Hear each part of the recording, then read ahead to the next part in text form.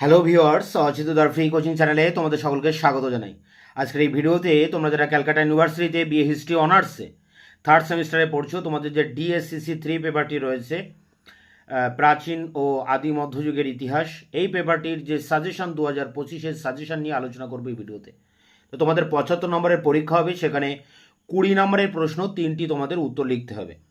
এখানে 6টি প্রশ্ন আসবে, তার ভিতর থেকে 3টি প্রশ্ন উত্তর লিখতে হবে। এই 6টি প্রশ্ন কমন পেতে তোমরা মাত্র 10টি প্রশ্ন দেখবে এবং এই 10টি প্রশ্ন থেকে আশা করি তোমরা সমস্ত প্রশ্ন কমন পেয়ে যাবে।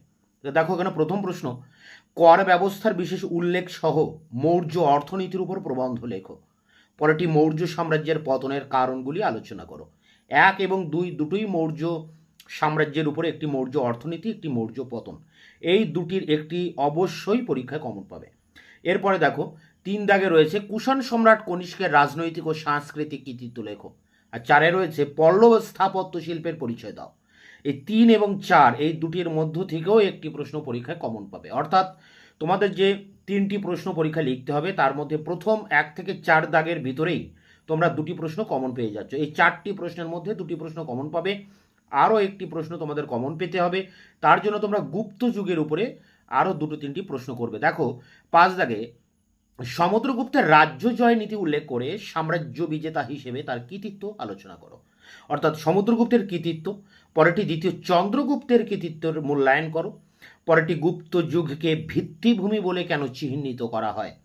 এই 3টি প্রশ্নের মধ্যে একটি তোমরা অবশ্যই কমন পাবে, অর্থাৎ 5, 6, 7 এই 3টির মধ্যে একটি প্রশ্ন কমন পাবে।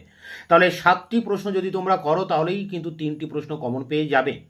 পরীক্ষায় এখানে 6টি প্রশ্ন আসবে, সেই 6টি প্রশ্নই যদি তোমাদের কমন পেতে হয়, তার জন্য আরও 3টি প্রশ্ন তোমরা করবে। দেখো, প্রথম প্রশ্ন, প্রাচীন ভারতে শূদ্র ও অস্পৃশ্যদের স্থান নির্ণয় করো।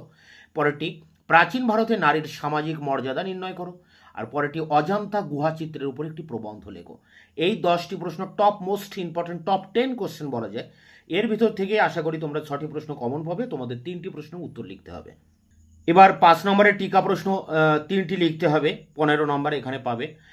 তা এখানে 6টি প্রশ্ন আসবে, তো 6টি প্রশ্নের জন্য তোমরা 10টি প্রশ্ন করবে। এখানেও টিকার সাজেশন আমি টপ 10 কোশ্চেন রেখেছি। দেখো, প্রথম প্রশ্ন, অগ্রহার ব্যবস্থা সম্পর্কে টিকা লেখো। পরেরটি, প্রাচীন ভারতে দাস ব্যবস্থার প্রচলন নিয়ে মেগাস্থনিসের বক্তব্য।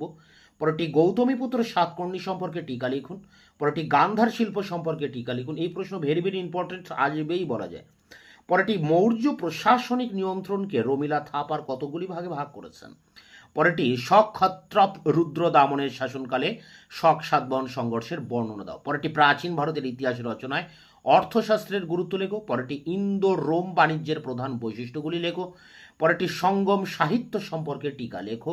এবং শেষ প্রশ্ন, দ্বিতীয়, নগর রায়ন বলতে তুমি কি বোঝো। এই 10টি প্রশ্ন করলে আশা করি এর ভিতর থেকে 6টি প্রশ্ন কমন পাবে, তোমাদের 3টি প্রশ্নের উত্তর লিখতে হবে। তোমাদের এই পেপারটির যে সিলেবাস, সেই সিলেবাস নিয়ে বিস্তারিত আলোচনা ইতিমধ্যে আমি করেছি একটি ভিডিওতে, তার লিঙ্ক দেওয়া থাকবে ভিডিও ডেসক্রিপশন বক্সে। এছাড়া এখানে যে কৌটিল্যের অর্থশাস্ত্রের উপরে যে প্রশ্নটি রয়েছে, এই প্রশ্নের উত্তরও আমি ইতিমধ্যে চ্যানেলে আপলোড করে দিয়েছি, তার লিঙ্ক দেওয়া থাকবে ভিডিও ডেসক্রিপশন বক্সে, তোমরা ভিডিওগুলি দেখে নিও। এছাড়া সাজেশনের যে প্রশ্নগুলো আমি এখন উল্লেখ করলাম, 10টি 20 নম্বরের প্রশ্ন এবং 10টি 5 নম্বরের টিকা, এই 20টি প্রশ্নের প্রতিটা প্রশ্নের উত্তর ভিডিও লেকচার ক্লাসের ভিতর দিয়ে আমার চ্যানেলে তোমরা একের পর এক পেয়ে যাবে। তাই অবশ্যই চ্যানেলকে সাবস্ক্রাইব করে চ্যানেলের পাশে থাকবে, বন্ধুদের কাছে শেয়ার করবে, নিজেদের মতামত জানাবে কমেন্ট সেকশনে। ভিডিওটি ভালো লাগলে অবশ্যই একটা লাইক